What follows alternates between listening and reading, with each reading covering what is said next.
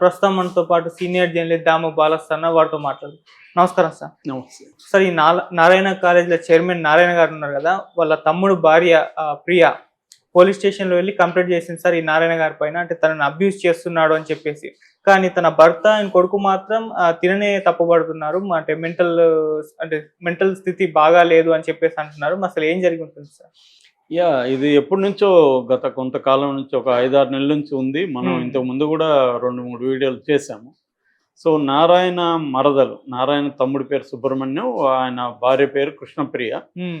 ఆమె గత కొంతకాలం నుంచి నారాయణ నన్ను చాలా కాలం నుంచి అబ్యూజ్ చేశాడు, మా ఇంట్లో నన్ను అనేక సార్లు రకరకాల పద్ధతులు అబ్యూజ్ చేశాడని అవన్నీ కూడా డీటెయిల్స్ ఆమె చెప్పింది.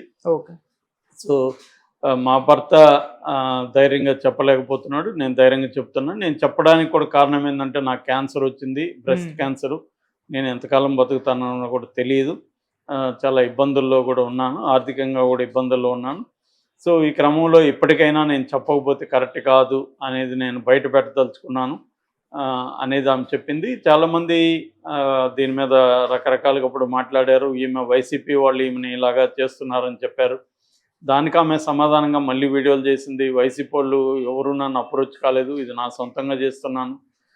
గతంలో నేను నారాయణ నన్ను ప్రచారం కూడా చేయమంటే ప్రచారం చేశాను, అవన్నీ చెప్తున్నారు. కొంతమంది ఏమో ఈమె బ్లాక్మెయిల్ చేస్తుంది, డబ్బుల కోసం ఇలా చెప్తుంది అనేది కూడా చెప్పారు. దానికి కూడా ఆమె సమాధానాలు చాలాసార్లు చెప్పింది.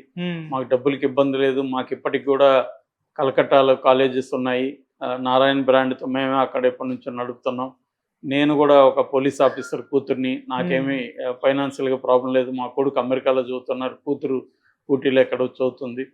సో ఇలాగా ఆమె అనేక సార్లు చెప్పింది. దాని మీద ఇక్కడ రాయదుర్గం పోలీస్ స్టేషన్కి వెళ్ళి కూడా ఆమె కంప్లైంట్ రాసిచ్చింది.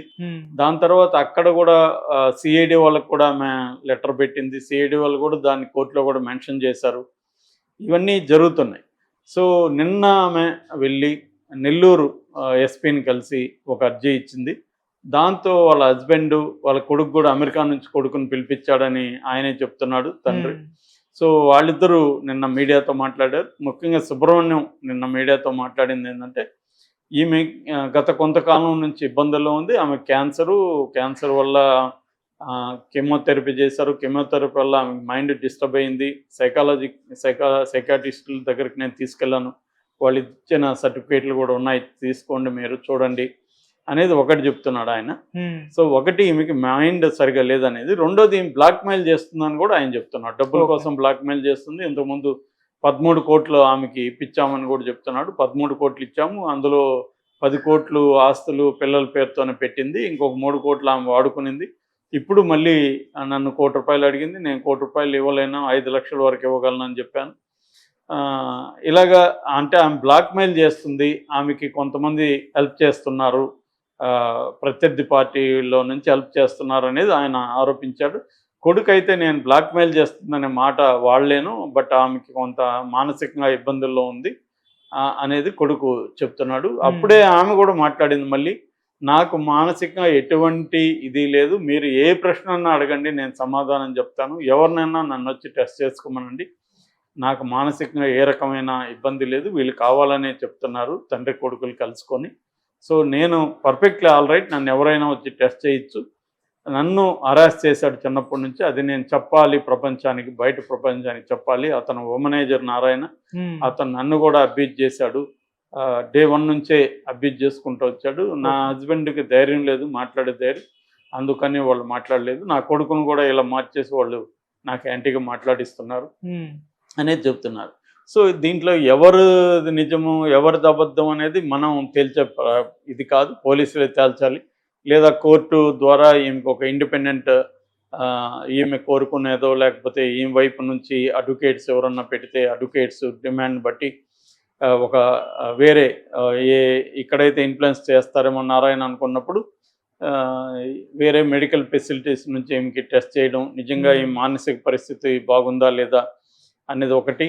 ఎందుకంటే రేపొద్దున ఎవరు ఇలాగా నా మీద అబ్యూజ్ చేశారంటే, ఈ అబ్యూజ్ చేసిన స్త్రీని మానసిక పరిస్థితి బాగాలేదంటే సరిపోదు కదా. కాబట్టి వాళ్ళు ఒకవేళ నిజంగా మానసిక పరిస్థితి బాగాలేదంటే అది they have to prove in the court of law, prove చేయాల్సి ఉంటుంది. నిజంగా సైకాలజిస్ట్ అలాగే ఉన్న రాంగ్ ఇచ్చుంటే, నిజానికి సైకాలజిస్టులు ఎవరు కూడా పిచ్చి అని చెప్పే ఇది ఎవరికి ఉండదు.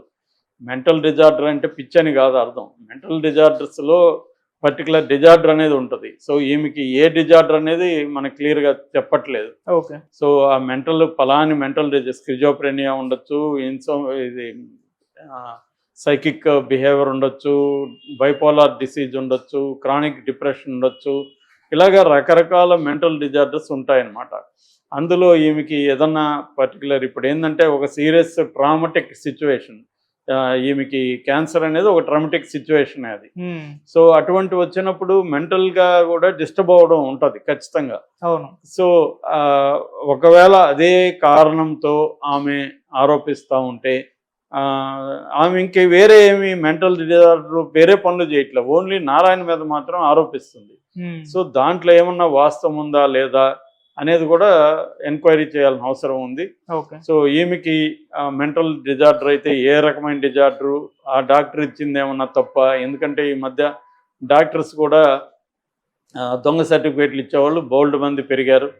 కాబట్టి దీన్ని ప్రాపర్గా ఆమెను టెస్ట్ చేయించాల్సిన అవసరం ఉంది. ఖచ్చితంగా ఆమెకు ఒకవేళ అటువంటి ప్రాబ్లం ఉంటే ఆమెకు ప్రాపర్ కేర్ తీసుకోవాల్సిన అవసరం ఉంది. సో మరి ఏం చేయబోతాం, ఎందుకంటే ఇది ఇప్పటిది కాదు, గత 6 నెలల నుంచి జరుగుతుంది. నారాయణ దగ్గర డబ్బులు వసూలు చేయని కూడా ఆమె అడుగుతుందని చెప్తున్నారు. ఆమెమో అవన్నీ డినై చేస్తుంది, నేను డబ్బులు అడగట్లేదు, నాకు డబ్బులు అవసరం లేదని ఆమె చెప్తుంది. అనేక వీడియోలు ఆమె పెడుతుంది. ఈయన ఏం చెప్తానంటే హస్బెండ్ ఈమెకి క్యాన్సర్ వచ్చిన తర్వాత ఆమె ఏం చేయాలో తెలియక ఫేస్బుక్లో లైవ్లు చేయడం మొదలుపెట్టింది, డ్యాన్సులు వేయడం, మంచిగా అలంకరించుకోవడం, ఫేస్బుక్లో మాట్లాడడం, ఇవన్నీ చేస్తుంది. దాని నుంచి ఆమె కొంతమంది ప్రభావంతో ఇలాగ మారిపోయింది, ఇవన్నీ అతను చెప్తున్నాడు. మరి ఎవరిది కరెక్టు ఏంటి అనేది తెలీదు. నారాయణ గారు అయితే దీని మీద డైరెక్ట్గా ఇప్పటివరకు మాట్లాడలేదు బయటకు వచ్చి. ఓకే. కానీ దీన్ని సిఐడి కూడా పరిగణలోకి తీసుకునింది. ఖచ్చితంగా దీన్ని వైసీపీ వాళ్ళు ఉపయోగించుకుంటారు. ఆమె ఈవెన్ పవన్ కళ్యాణ్ కూడా నా వైపు మాట్లాడాలి, నేను పవన్ ఫ్యాన్ ఎప్పటి నుంచో అనేది కూడా చెప్తుంది. అయితే ఇప్పటి వరకు వాళ్ళ భర్త మాత్రం మాట్లాడేవాడు, ఫస్ట్ టైం కొడుకు కూడా రంగంలోకి దిగాడు. కొడుకుని నేను ఈమెను కన్విన్స్ చేయడానికి అమెరికా నుంచి పిలిపించానని చెప్తున్నారు. మేబీ ఎలక్షన్ దగ్గరకు వస్తున్నాయి, నారాయణ కూడా కంటెస్ట్ చేయబోతున్నాడు. ఆల్రెడీ వైసీపీ వాళ్ళు నారాయణ మీద వేధింపులు మొదలుపెట్టారు. ఆయన హాస్పిటల్ మీద మొన్న కూడా డ్రగ్ అండ్ మెడికల్ డిపార్ట్మెంట్ దాడులు చేశారు, మందులు ఏవో పాతవి అమ్ముతున్నారని. నిజానికి అసలు ఉద్దేశం నారాయణ అక్కడ మేజర్గా ఒక ఫండ్ క్యాంపెయిన్ నడుపుతున్నాడు, తెలుగుదేశానికి ఫండ్ అంతా కూడా నారాయణ ఆర్గనైజ్ చేస్తున్నాడు. అందుకని నారాయణ ఎక్కడన్నా దాచిపెట్టాడా అని ఫండ్స్ కోసమే ఈ దాడి జరిగినట్టుగా తెలుగుదేశం వాళ్ళు, నారాయణ వీళ్ళందరూ కూడా విమర్శిస్తున్నారు. ఓకే. ఎందుకంటే జగన్ ఇప్పుడు ప్రధానంగా చంద్రబాబు భయపడేది కూడా దేనికి, జగన్ మన ఫండ్స్ని ఆపేస్తాడు, పోల్ మేనేజ్మెంట్ని ఇబ్బంది పెడతాడు, అందుకే మనకు బీజేపీ అండం కావాలనేది చంద్రబాబు ప్రధానంగా బీజేపీ పొత్తు కోసం ఆయన వెళ్ళడానికి కారణం అదే. సో కరెక్ట్గా ఇదే జరుగుతోంది. జగన్ ఆల్రెడీ అక్కడ విపరీతంగా వెహికల్స్ని చెక్ చేయడం, డబ్బులు సీజ్ చేయడం, ఇవన్నీ పెద్ద ఎత్తున స్టార్ట్ చేసేసారు. అంటే చంద్రబాబుకి వాళ్ళ క్యాండిడేట్స్ చాలామంది ఎన్ఆర్ఐలు ఉన్నారు, వాళ్ళు డబ్బులు పెద్ద ఎత్తున ఈసారి పంచే అవకాశం ఉంది. ప్రత్యర్థి డబ్బుల్ని కట్ చేయాలి, మన డబ్బుల్ని జనంలోకి తీసుకెళ్లాలి అనే స్ట్రాటజీ బీజేపీ ఎప్పటి నుంచో దేశంలో అనేక రాష్ట్రాల్లో అమలు చేస్తుంది. ఆ మధ్య తెలంగాణ ఎన్నికలప్పుడు కూడా దాదాపు 700-800 కోట్లు ఇక్కడ పట్టుబడితే అందులో ప్రధానమైన భాగం కేవలం కాంగ్రెస్దే. ఇటు బీఆర్ఎస్ది ఎక్కువ డబ్బులు పట్టుకోలేదు, ఇంకా బీజేపీది అయితే అసలు లేదు. సో దేశంలో ప్రతి రాష్ట్రంలో కూడా బీజేపీ ఇదే చేస్తుంది, ప్రత్యర్థి మానిటరీ సోర్సెస్ని కట్ చేయడం, వాళ్ళ డబ్బుల్ని జనాలకు అందకుండా చేయడం, మన డబ్బులు జనాలకి తీసుకెళ్ళడం. ఇదే పోల్ మేనేజ్మెంట్ అంటే.